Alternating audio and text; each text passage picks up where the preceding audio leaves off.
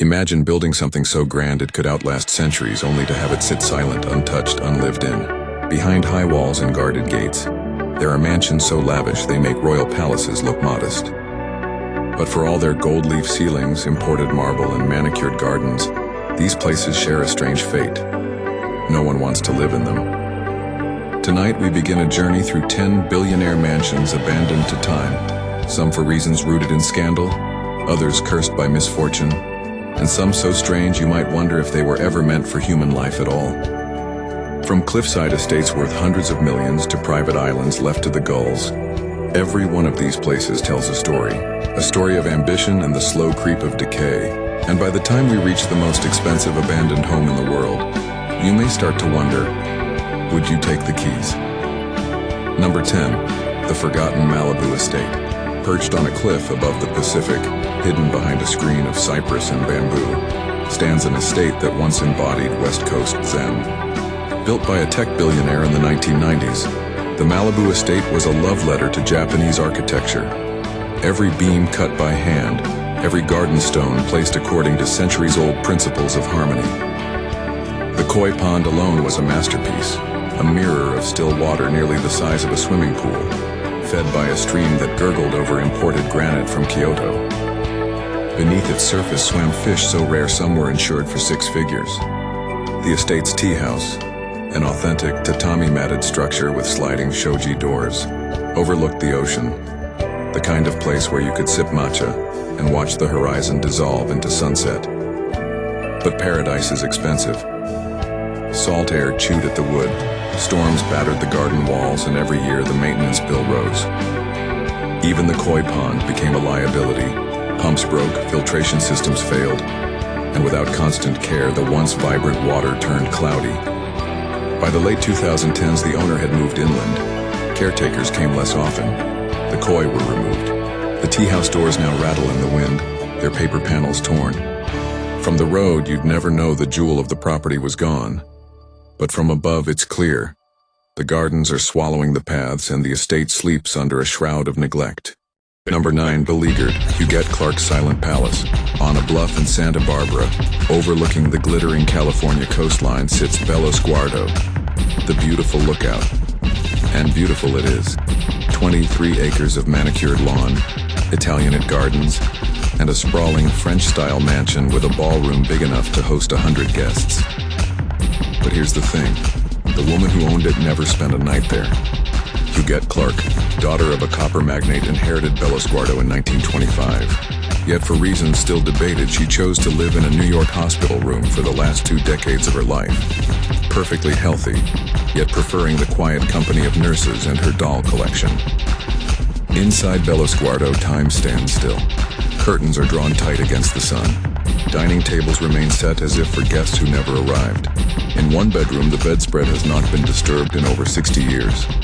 When Huguette passed in 2011, she left the estate to a foundation, but renovations have moved slowly, and most days the great lawn rolls down to the sea in silence. Some say she feared the house was unlucky. Others believe she simply wanted it to be perfect. So perfect, in fact, that no one was ever allowed to live in it. Number 8, the Knightsbridge Safe House. In one of London's wealthiest districts stands a townhouse that looks, from the outside, utterly ordinary. But step inside and you'd think you were entering a fortified embassy.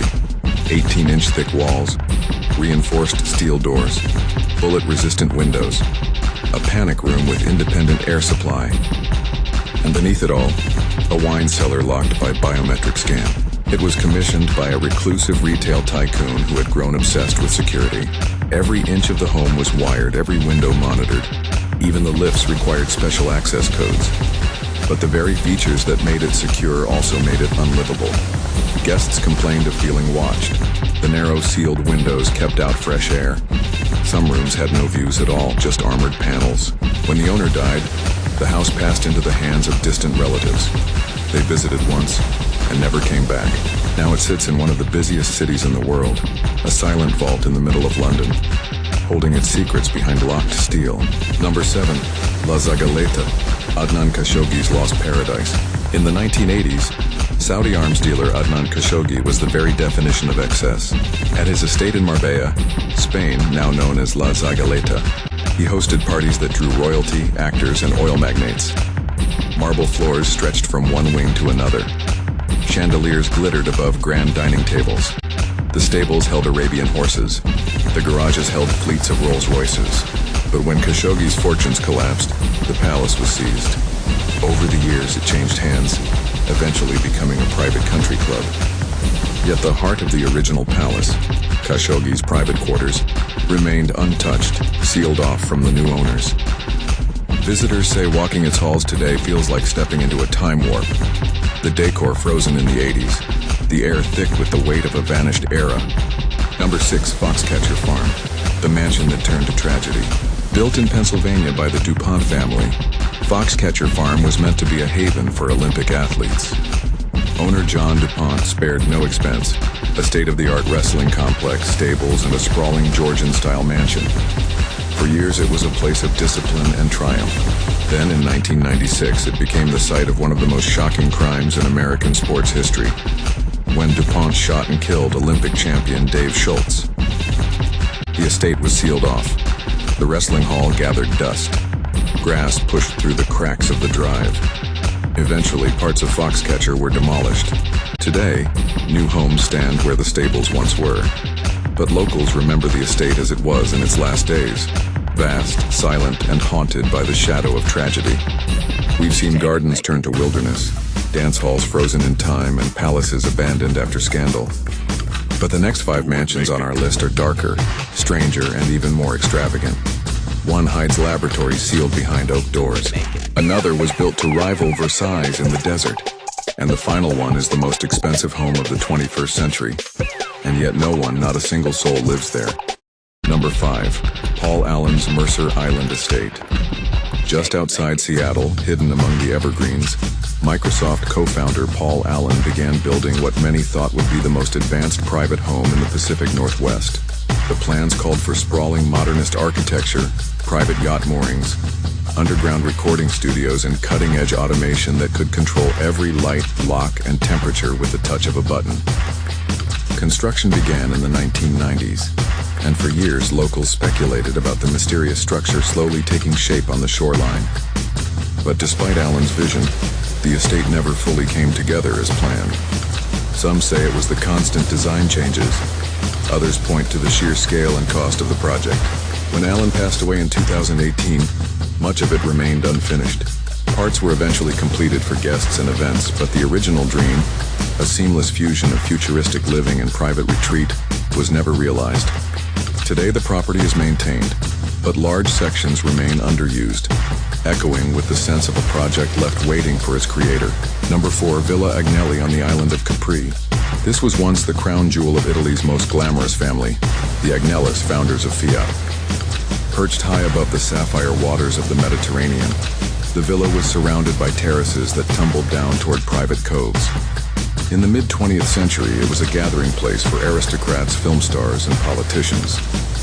Gianni Agnelli himself was known to host soirées where the conversations flowed as freely as the champagne, and guests lingered until dawn to watch the sun rise over the sea. But as decades passed, the family's use of the villa waned. Maintenance costs soared. Storms battered the gardens, and the once pristine marble staircases began to crack.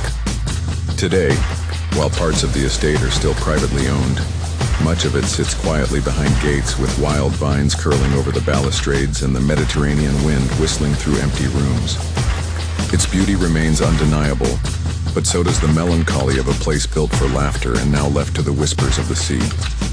Number 3, the Wellcome Trust Estate in Beckenham, UK. Built in the Victorian era by pharmaceutical pioneer Sir Henry Wellcome, this grand property was more than just a residence. It was part home, part research center. Behind its oak-paneled doors were private laboratories, specimen rooms, and a library filled with rare medical texts. For decades, scientists and researchers passed through its halls, contributing to the work that would help shape modern medicine. But as the decades rolled on, the facilities became outdated, and the estate's upkeep became a financial strain. The research moved elsewhere, leaving the great rooms shuttered. Dust settled on the equipment, papers lay scattered on desks, and ivy crept in through the cracks. Legal complications have stalled attempts to sell or restore the property, and it now stands in a strange limbo, too historically important to demolish, too costly to revive. Seen from the outside, it's a stately home. Step inside and it's a frozen chapter in the history of science. Number 2, Prince Alwaleed's desert palace in Saudi Arabia. Built to rival the opulence of Versailles, this vast estate sprawls across acres of manicured gardens in the middle of the desert. Marble was imported from Italy, crystal chandeliers from France, and artisans from around the world were brought in to craft intricate mosaics, hand-carved woodwork, and gold-leaf ceilings. It was designed to impress heads of state, foreign dignitaries, and royalty. Yet despite its magnificence, the palace has stood largely unused for years. Political changes and shifting fortunes have left it in a state of careful preservation, with staff keeping it immaculate, but no permanent resident to call it home. The fountains still run, the marble floors are still polished, but the rooms are empty. A place built for grandeur but haunted by absence. And finally, number 1. Château Louis XIV in Louveciennes, France, the most expensive home built in the 21st century.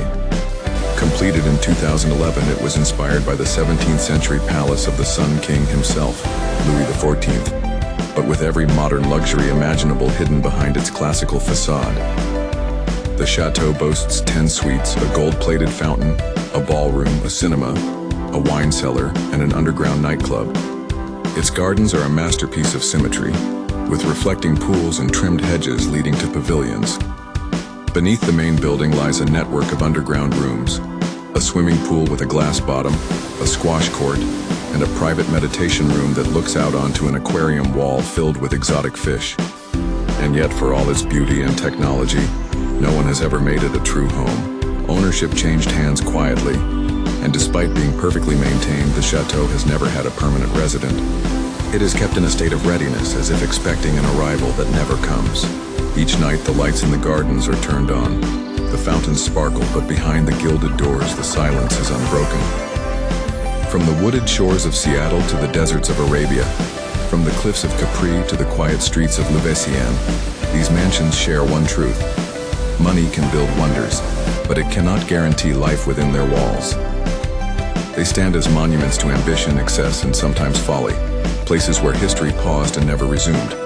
Perhaps they will one day find new owners to fill their rooms with voices and laughter, or perhaps they will remain what they are now, beautiful shells, timeless and empty, waiting for footsteps that may never come. If you enjoyed this journey into the 10 billionaire mansion's abandoned estates, Luxury Enigma has more stories waiting. Subscribe to this channel by clicking the subscribe button. Also, like, share, and comment below.